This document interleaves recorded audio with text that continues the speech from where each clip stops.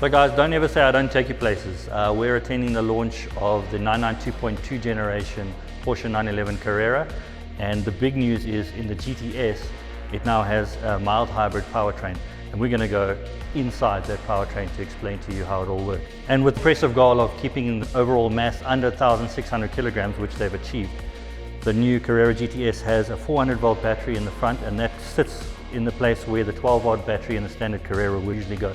So it hasn't taken up too much extra space, and that weighs 27 kilograms. Then it's got the cords run back to the brains of the operation, which I like to call the wife, and that can distribute electrical current to one of three places. Either an electric motor which is installed within the PDK transmission. Now the interesting thing is the space within the transmission has always been there. They were always going to future-proof this transmission. So this is the transmission out of the turbo, and they left enough space for the e-motor.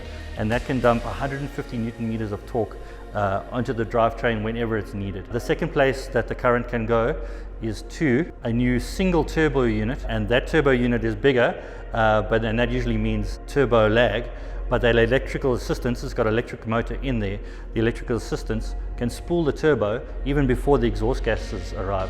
So it's always on hand, which is ingenious. It's really cool. And the third place it can go is back into the battery unit. So you can't charge the battery unit yourself. You can't plug it in. It's constantly managing its charge, so it's always on hand. It's seriously impressive. To be honest with you, it looks almost too simple. I wonder why more brands aren't doing it.